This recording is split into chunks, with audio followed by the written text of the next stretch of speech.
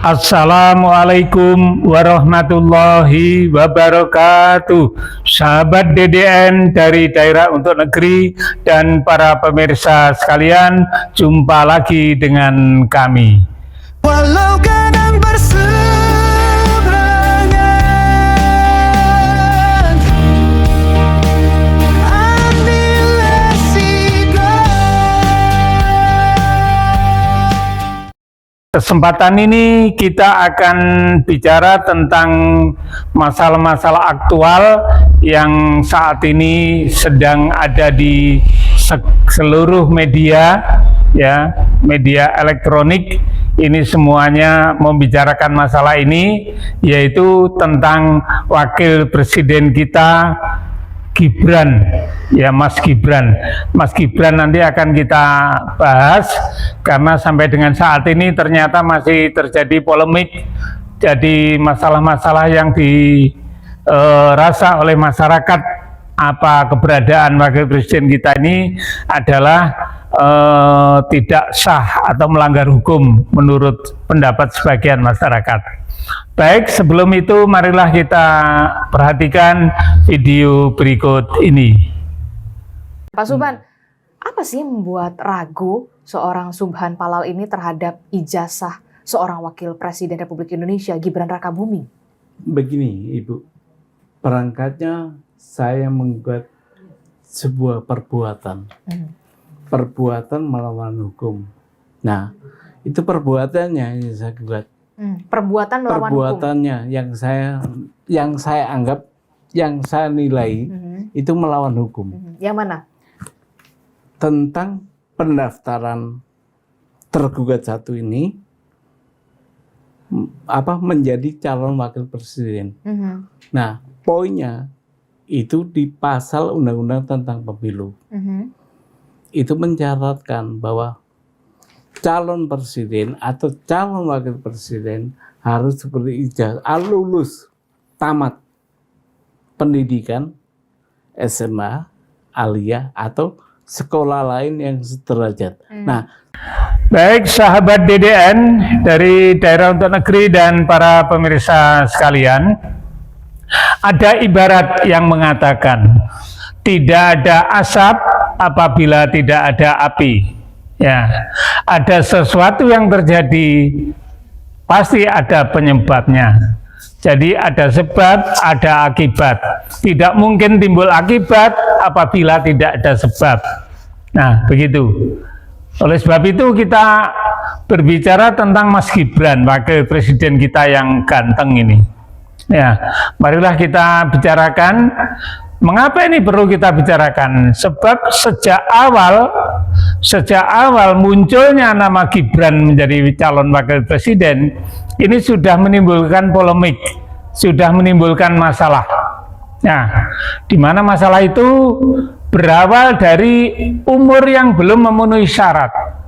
Ya, umur yang belum memenuhi syarat ini adalah masalah yang pada awalnya ini muncul. Nah, ada kesan dipaksakan bahwa keluarga Pak Jokowi, Bu Iriana, dan segenap keluarganya nampaknya sudah berangan-angan memang untuk mempersiapkan Mas Gibran ini untuk menjadi wakil presiden. Untuk menjadi wakil presiden. Oleh sebab itu ada upaya-upaya yang secara langsung atau tidak langsung bagaimana supaya batas usia yang menurut Undang-Undang Pemilu itu sebagai calon wakil presiden atau sebagai calon presiden, batas usianya adalah sekurang-kurangnya 40 tahun. Nah, pada saat itu Mas Gibran usianya baru 36 tahun. Jadi masih sangat jauh untuk menjadi calon wakil presiden maupun calon presiden. Akan tetapi saya tidak tahu apakah ini upaya atau memang kebetulan, ya, kebetulan ada suara generasi muda yang menginginkan supaya ada generasi muda yang tampil sebagai pimpinan negara, atau memang dari keluarga, saya tidak tahu. Tapi memang secara kebetulan bahwa yang bisa menentukan orang atau warga negara yang belum berumur 40 tahun supaya bisa menjadi calon presiden maupun wakil presiden. Ini adalah lembaga tinggi negara yang disebut dengan Mahkamah Konstitusi. Tidak tahu apakah ini hanya kebetulan, memang ada skenario, ada rencana yang memang sudah dipersiapkan. Kebetulan yang melakukan gugatan di MK ini memang kelihatan banyak sekali. Ada beberapa komponen yang melakukan gugatan untuk judicial review terhadap undang-undang pemilu ini. Nah, akan tetapi menurut saya siapapun yang menggugat itu bisa memang spontanitas karena semangatnya untuk membela generasi muda, tapi mungkin juga bisa di skenario, dipersiapkan. Ya, itu namanya telah direncanakan sebelumnya. Sehingga gugatan itu kebetulan ternyata yang menggugat itu memang ya ada generasi muda, ada dosen, ada dan lain sebagainya. Akan tetapi intinya satu, ada anak muda yang berada di Solo yang sedang menjadi wali kota. Ya, ini dipersiapkan untuk menjadi calon wakil presiden Republik Indonesia. Kebetulan ini adalah putra presiden. Nah, dan kebetulan sekali Mahkamah Konstitusi adalah paman dari anak ini yang namanya Mas Gibran ini, yaitu Paman Usman. Nah, ini adalah ketua Mahkamah Konstitusi. Jadi lengkap sudah unsur-unsurnya. Ada presiden, punya anak namanya Mas Gibran, punya paman ketua MK namanya Paman Usman. Kemudian tidak tahu apakah ini disengaja atau tidak, Mahkamah Konstitusi menetapkan bahwa seseorang yang belum berusia 40 tahun namun pernah menjadi kepala daerah yang dipilih oleh rakyat, maka diperbolehkan untuk menjadi calon wakil presiden. Sehingga dirubahlah undang-undang, ya, undang-undang tentang pemilu ini dari usia 40 tahun menjadi kurang 40 tahun tapi diizinkan. Nah, menurut prosedur perubahan keputusan atau perubahan undang-undang ini berdasarkan hukum tata negara, maka perubahan undang-undang itu harus dilakukan antara pemerintah bersama Dewan Perwakilan Rakyat. Atau seandainya terjadi perubahan maka dikonsultasikan kepada Dewan Perwakilan Rakyat. Nah, saya tidak tahu apakah karena waktunya yang sangat mepet, mendesak dengan pendaftaran pemilihan umum atau apa, tapi tiba-tiba dari keputusan Mahkamah Konstitusi itu dilaksanakanlah itu sebagai pedoman untuk menerima pendaftaran calon presiden dan wakil presiden ini, termasuk Mas Gibran ini bisa menjadi calon wakil presiden.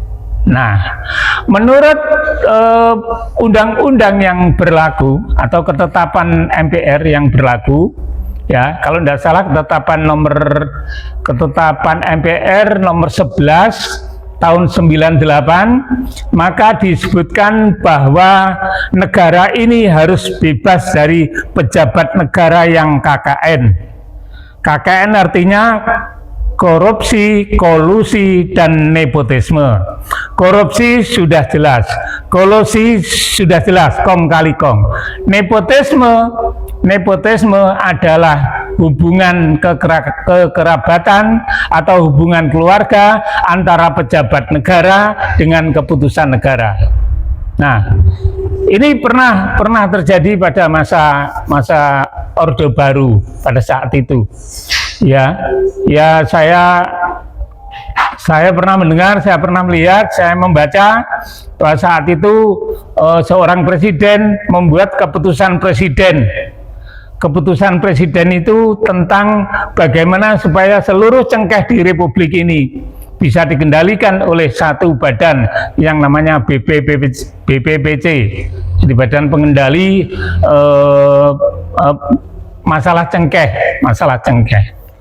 Dan dalam keputusan presiden itu adalah ditunjuk putranya sendiri untuk menjadi ketua BPPC itu untuk mengendalikan cengkeh.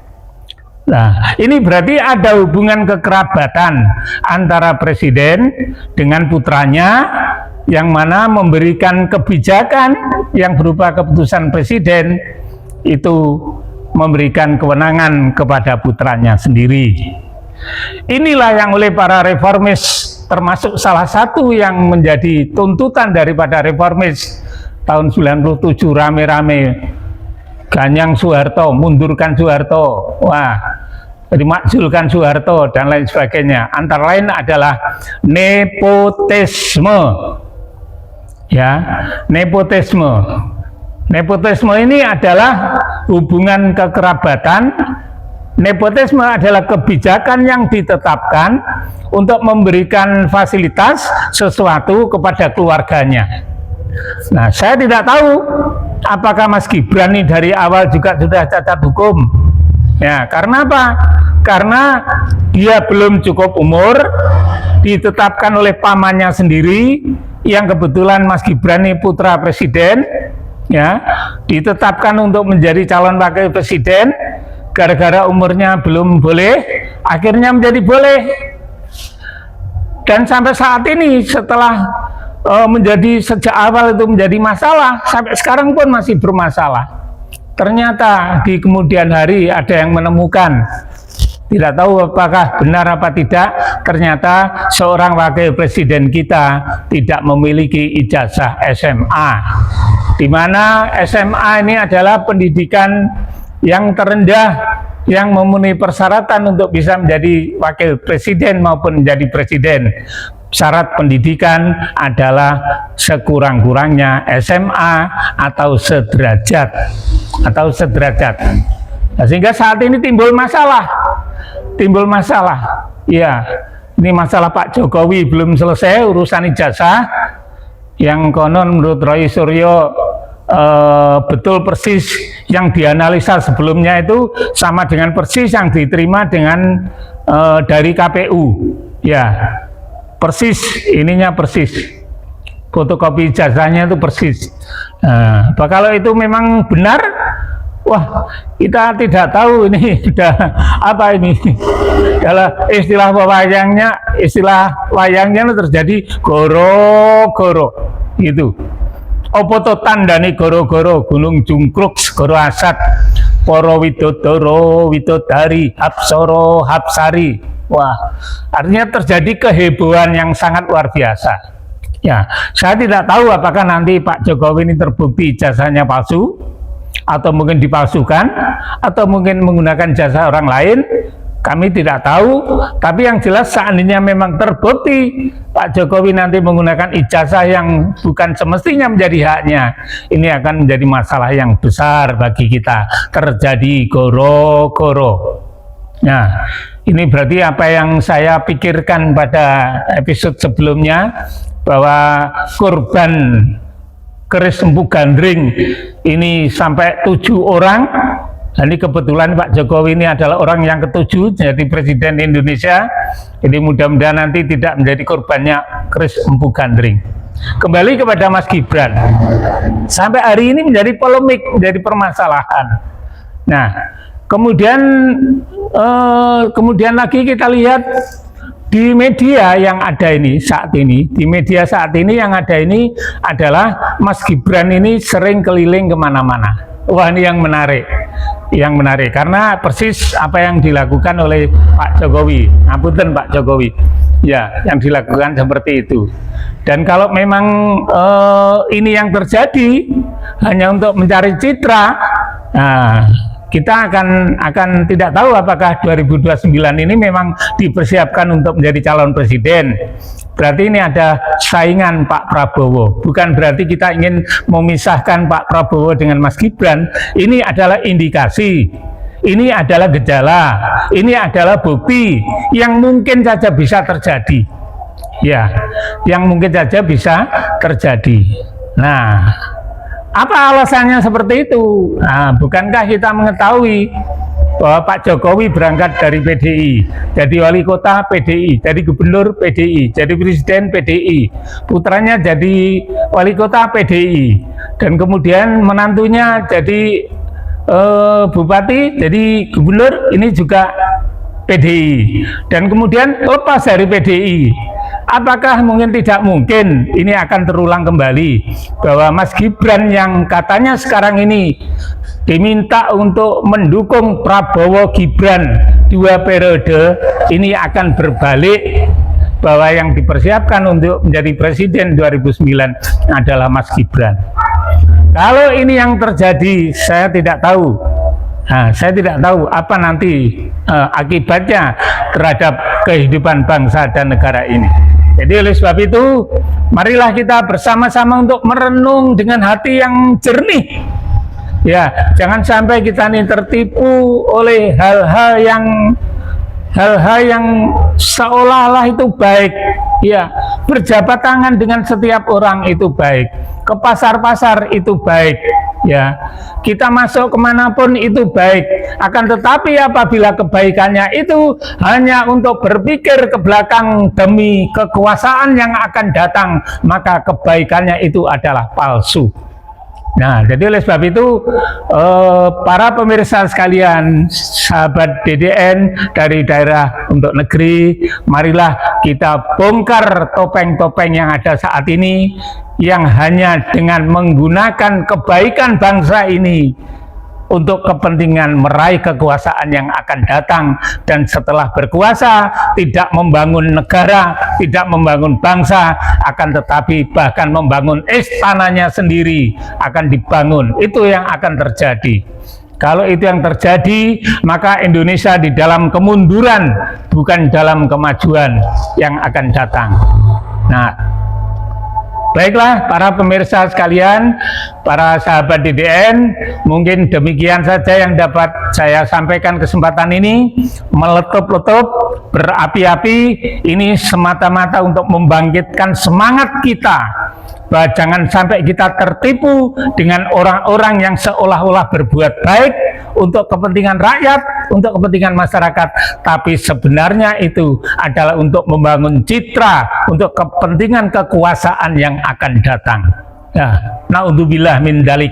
Jadi mudah-mudahan itu tidak terjadi di negara dan bangsa kita ini. Baiklah sahabat DDN, para pemirsa yang saya hormati, terlalu semangat.